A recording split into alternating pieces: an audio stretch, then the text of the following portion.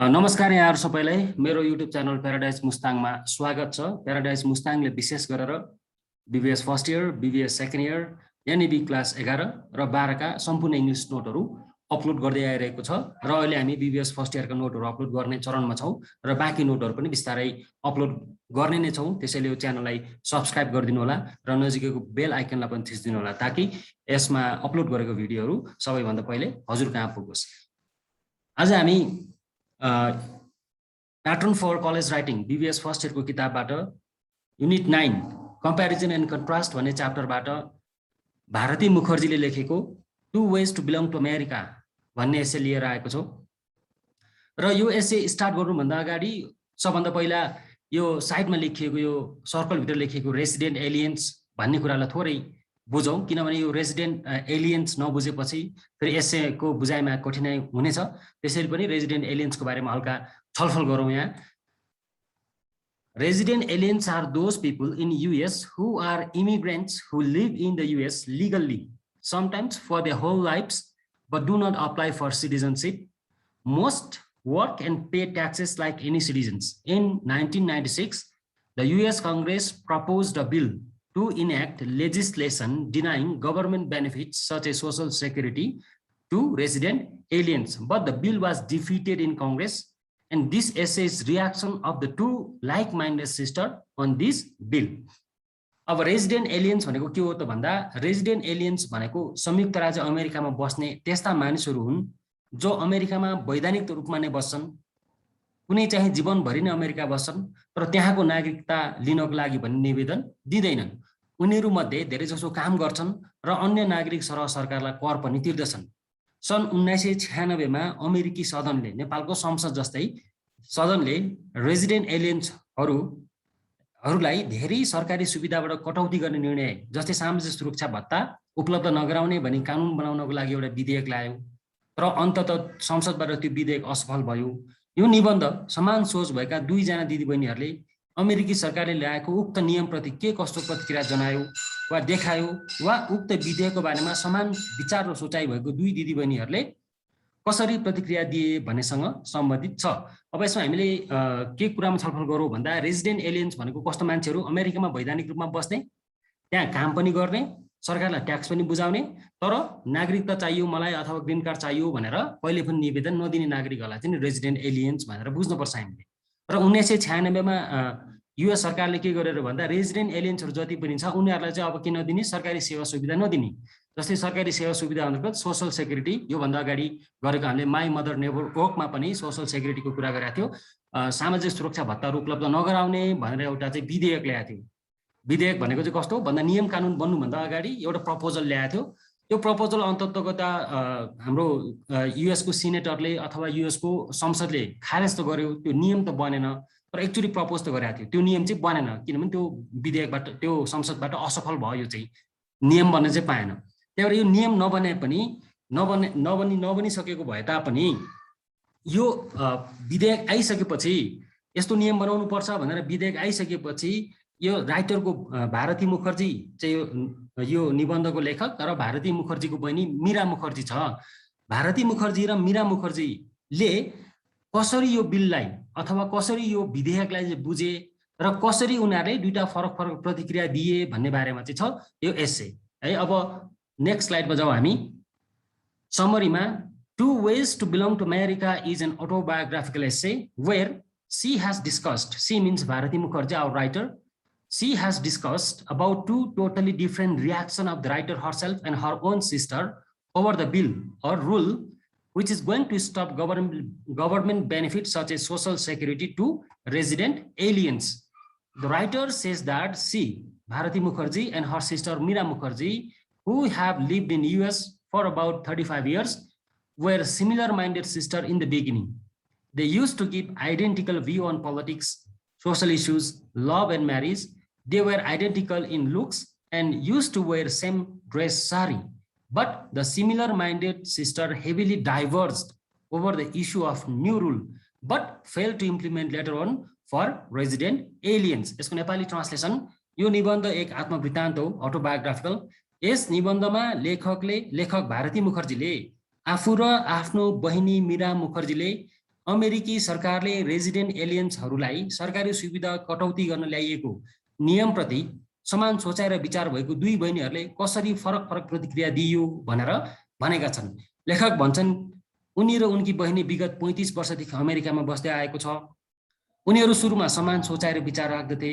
उनीहरू राजनीतिक सामाजिक विषयवस्तु प्रेम र विवाहको बारेमा पनि सधैँ समान धारणा राख्दथे। दुवैजना उस्तै पनि देखिन्थे र उस्तै कपडा साडी लगाउँथे। तर यसरी समान विचार र सोचाइ राख्ने उस्तै देखिने दुई बहिनीहरू अमेरिकी सरकारले ल्याएको नयाँ नियमप्रति भने बिल्कुलै अलग र फरक धारणा व्यक्त गरे। तर यो नियम पछि संसदबाट असफल चाहिँ भयो। Mira is not happy with the new rule. She has been living in US for 35 years and has done a lot in the field of education improvement of USA. But this rule made her feel that she is used by US government and now throwing her at something useless. She has followed all the rules of US government up to now, but finally this rule made her feel that her utility is over and she must return to India. उनकी बहिनी मीरा हालसालै अमेरिकी सरकारले ल्याएको नयाँ नियमप्रति खुसी छैनन्। उनी विगत 35 वर्षदेखि अमेरिकामा बसेर अमेरिकी शिक्षा सुधारको पक्षमा धेरै काम गरेकी छिन्। तर यो नियमले अमेरिकी सरकारले आफूलाई काम गर्न सक्ने उमेरसम्म काममा लगाई अब अन्त्यमा आएर तिम्रो काम छैन घर जाऊ भनेको जस्तो अनुभूति गर्छन्। उनलाई अमेरिकी सरकारले प्रयोग गर्ने र फ्याक्ने नीति लिए जस्तो लाग्छ। जब उनी अमेरिकामा बसेर काम गरिन्, अमेरिकी सरकारको सबै नियम कानुन मानिन्, अन्य नागरिक सर कर पनि तिरिन्। तर अन्तिममा यो नियमले उनको उपयोगिता सकिएको र अब इन्डिया नै फर्क भन्ने जस्तो अनुभूति भएको ठानिन्। अब यसमा मीरा चाहिँ किन खुसी छैन भन्दा मीरा चाहिँ रेजिडेन्ट एलियन हो। मीरा 35 वर्षदेखि युएसमा बसेको छ, त्यहाँ काम गरेको छ शिक्षाको क्षेत्रमा, विशेष गरेर प्री स्कुल र टिचर पेरेन्ट्स रिलेसनसिपको क्षेत्रमा प्रशस्त काम गरेको छ। उनलाई अमेरिकामा निकै प्रतिष्ठित मान्छे पनि मानिन्छ। तर उनी के हुन् त रेजिडेन्ट एलियन्स हुन्। रेजिडेन्ट एलियन्स हुन्, उनले नागरिकता लिएको छैन, यहाँको नागरिकसँग बिहे पनि गरेको छैन। त्यही भएर अहिले रेजिडेन्ट एलियन्सलाई चाहिँ नि सामाजिक सुरक्षा भत्ताहरू उपलब्ध नगराउने, सरकारी सुविधा उपलब्ध नगराउने भन्दाखेरि मीरा चाहिँ के गर्छ, त्योसँग रिसाउँछ। Meera is not happy. किनभने 35 वर्ष त उनी अमेरिकामै बसिन्, मात्र उनले नागरिकता त लिएको छैन। 35 वर्ष अमेरिकामै बसिन्, अमेरिका शिक्षाको क्षेत्रमा धेरै काम गरिन्। अहिले चाहिँ रेजिडेन्ट एलियन नियम ल्याएर उसलाई कस्तो लाग्छ भन्दा सरकारले यो नियम ल्याएपछि अब मेरो उपयोगिता सक्यो, मीरा भन्ने मान्छेको उपयोगिता सक्यो, मीराको काम गर्ने उमेर जोस नागर सबै सकियो, अब चाहिँ मीरा जस्ता मान्छेलाई घर पठाइदिनु पर्छ भनेको जस्तो लाग्छ, फिल हुन्छ मीरालाई चाहिँ त्यस्तो रेजिडेन्ट एलियन्स भन्ने बिलबाट। त्यही भएर उनी चाहिँ यो नियमसँग खुसी छैनन्।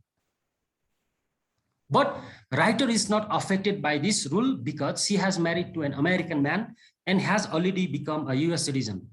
The writer too has gone through similar situation of her sister Mira many years ago in Canada. The Canadian government has implemented similar rules and writer was denied of legal immigrant status in Canada. तर लेखक, यो निबन्धको लेखक भारती मुखर्जी, मीरा मुखर्जीको दिदी भारती मुखर्जी मीरा मुखर्जीकी दिदीलाई भने अमेरिकी सरकारको यो नयाँ नियमले कुनै असर वा प्रभाव नै परेन। किनभने उनले अमेरिकी नागरिकसँग विवाह गरेकी छिन् र अमेरिकी नागरिक बनि सकेकी छिन्।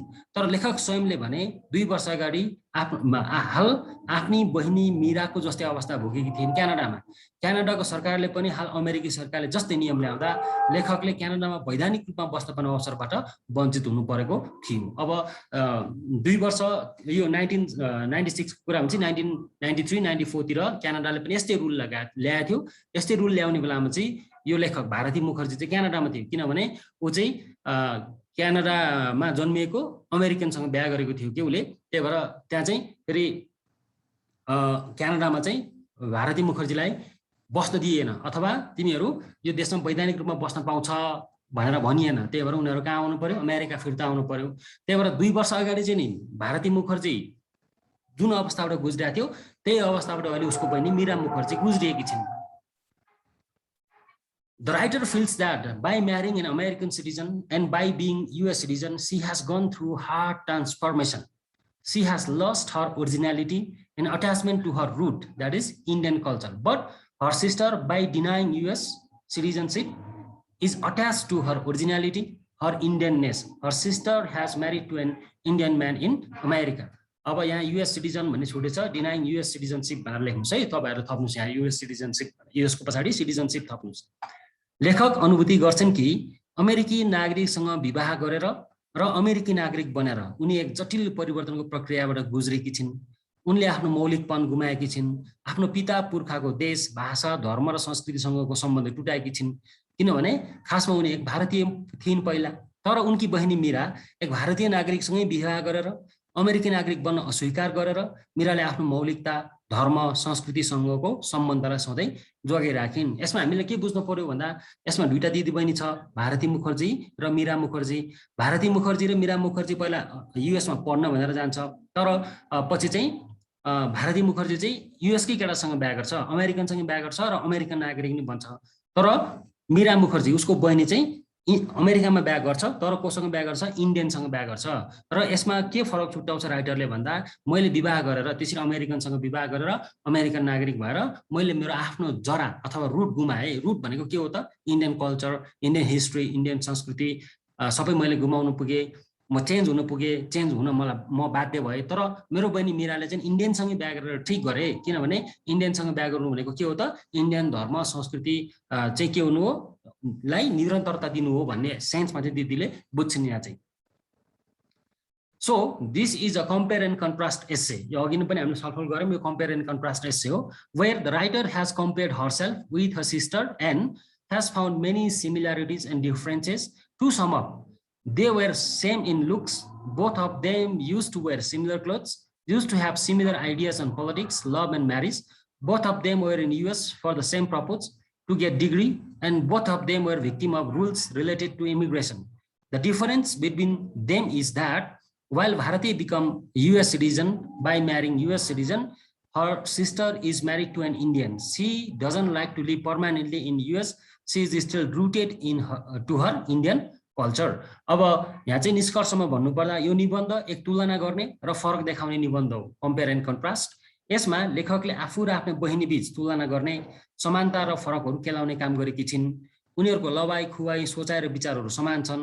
प्रेम, विवाह, राजनीति, सामाजिक विषयमा समान धारणा दिने गर्छन् उनीहरू। र दुवैजना सरकारले ल्याएको नयाँ नियमबाट पीडित बनेको छ।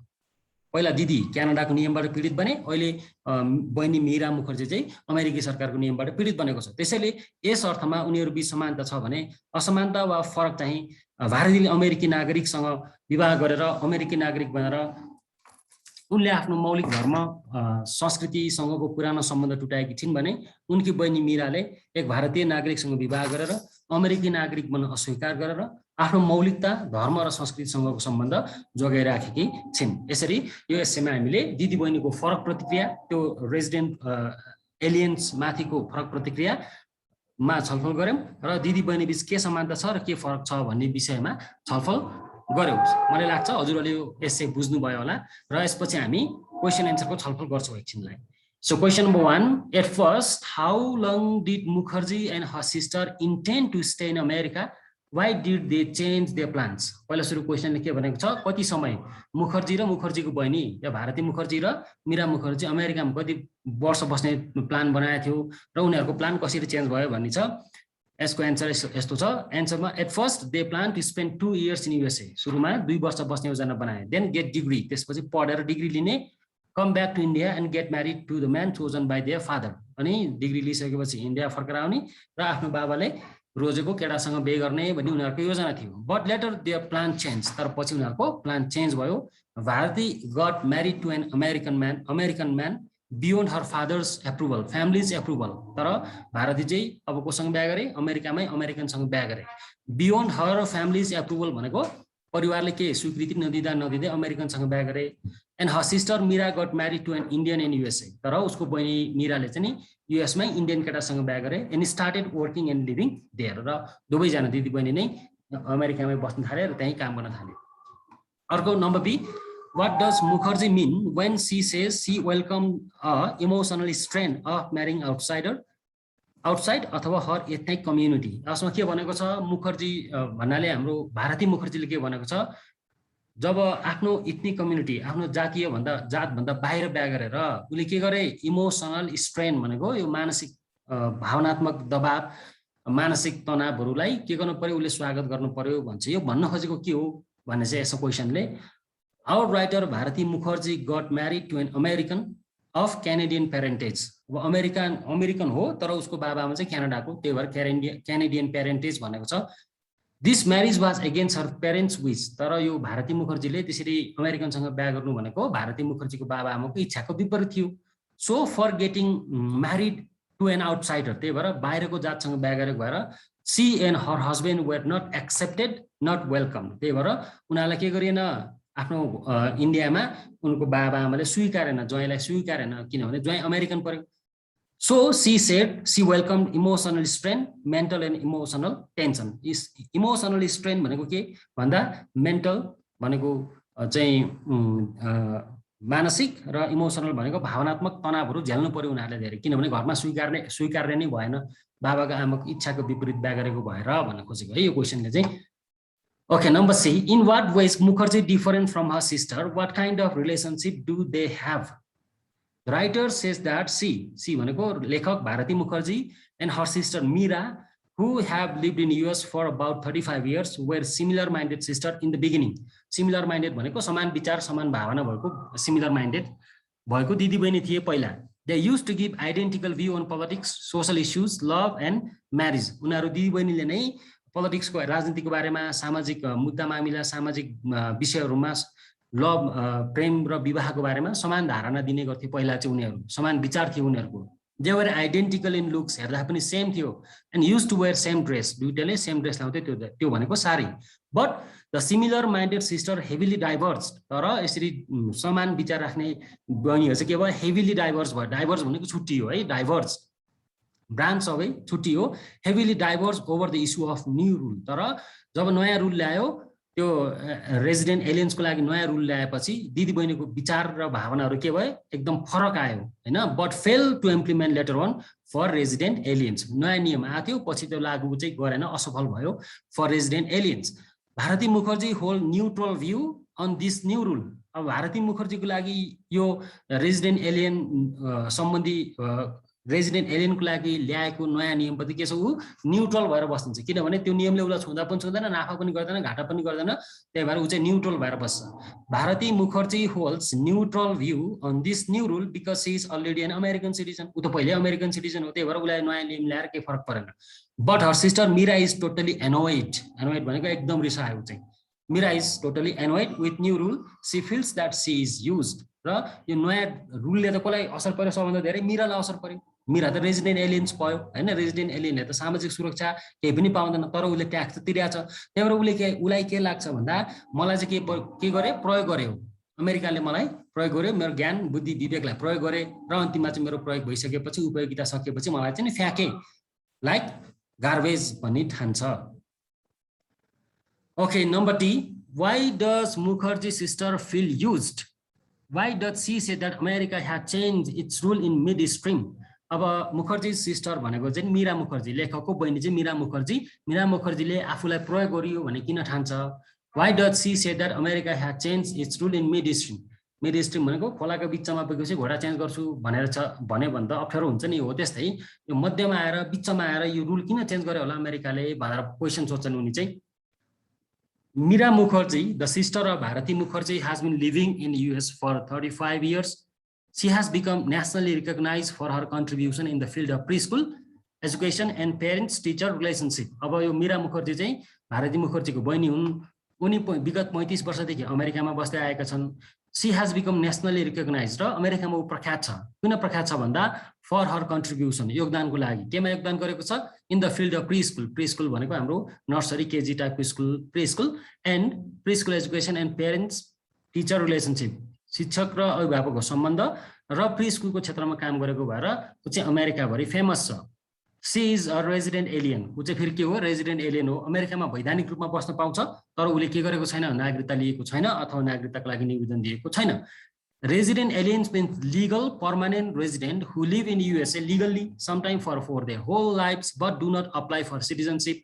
Most of them work and pay taxes like any citizen. Resident alien भनेको कस्तो? अमेरिकामा लिगल रूपमा बस्न पाउने, कोही चाहिँ जीवनभर अमेरिकामा बस्छन् अनि वैधानिक रूपमै बस्छन्, कानुन सम्मत रूपमा बस्छन्, तर उनीहरू के चाहिँ लिँदैनन्, नागरिकता चाहिँ त्यहाँको लिँदैनन् होइन। अनि तिनीहरू धेरैले के काम पनि गर्छन् र अमेरिकी नागरिक सरह ट्याक्स पनि तिर्छन्। हो, त्यस्तो मान्छेलाई रेजिडेन्ट एलियन्स भन्छ।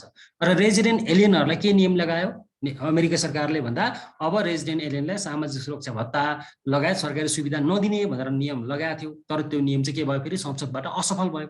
हो, यो नियम ल्याएपछि भारती मुखर्जी र मीरा मुखर्जीको फरक फरक धारणाहरू आयो। नत्र पहिला भारती मुखर्जी र मीरा मुखर्जी के थियो, समान विचारको मान्छेहरू थिए। In 1996 American Congress like parliament of Nepal है, नेपालको संसद जस्तै उता चाहिँ के भन्छ, अमेरिकन कङ्ग्रेसले के गर्यो, drafted a new rule denying government benefit such a social security to citizen aliens. Citizen एलियन्सहरूलाई के नदिने, अब सामाजिक सुरक्षा भत्ता लगायत नदिने भनेर नयाँ नियम ल्यायो। एट दिस पोइन्ट, यही पोइन्ट लिएर Mukherjee sister feels that she is used and she is manipulated. यही पोइन्ट लिएर चाहिँ बल्ल मीरा मुखर्जीले के लाग्छ, मलाई प्रयोग गरियो, मलाई चाहिँ के गरियो, मजाले प्रयोग गरियो, म्यानिपुलेटेड भयो, म चाहिँ अर्काको लागि काम गरिदिने भए, मलाई प्रयोग गरियो। She is allowed to live in America due to her talent. मलाई के लाग्छ, मलाई अमेरिकामा किन बस्न दियो भन्दा मेरो ट्यालेन्ट थियो, मैले जानेको थिएँ, मैले काम गरेको थिएँ, त्यही भएर पो मलाई बस्न दिए। She has abided all the rules and paid taxes as well. अमेरिकी सरकारको सबै नियम पनि माने मैले, ट्याक्स पनि तिरे। She has spend her more creative years in the betterment of American pre school. उनले आफ्नो जीवनको के एकदम ऊर्जनशील समयहरू, सृजनशील समयहरू चाहिँ के को लागि, अमेरिकन प्री स्कुल सिस्टमलाई सुधार्नको लागि लगाए। So while American Congress drafted the new rules against people like Mukherjee, she feels used. त्यही भएर जब अमेरिकी कङ्ग्रेसले नयाँ रुल लगायो यो सिटिजन एलियनहरूलाई सुविधा नदिने भएर, त्यो बेलामा चाहिँ बल्ल मीरा मुखर्जीले के ठान्छ, म जस्ता मान्छेहरूलाई अमेरिकाले के गर्यो, प्रयोग गर्यो, अब हामी बुढी पनि भयौँ र जहाँ भनेर लहर्ने खोज्यो भन्ने फिल गर्छ। According to her, if US really want to implement this new rule, it should be applied to newcomers, not to one who are already in US. त्यही भएर मिड स्ट्रिम भन्छ नि, मिड स्ट्रिम भनेको यदि अमेरिकी सरकारले यो नियम लगाउने हो भने अबदेखि अमेरिकामा आउने बस्ने मान्छेहरूलाई लगाऊ, पहिलेदेखि बसिरहेको मान्छेलाई यो नियम किन लगाउनु पर्यो भनेर उनी क्वेसन सोध्छन्। त्यही हो change it's rule in mid stream भनेको, बिचमा पुगेर। अब पहिलेदेखि बसिरहेकोलाई लागू नहुने, अब नयाँ बस्न चाहनेलाई लागू हुने गरेर नियम लगाएको भए मीरा वुड बी ह्याप्पी होइन, मीरा चाहिँ के हुन्थ्यो, खुसी हुन्थ्यो। तर मीरालाई पनि छोयो यो नियमले त, त्यही भएर Meera is not happy with these new rules.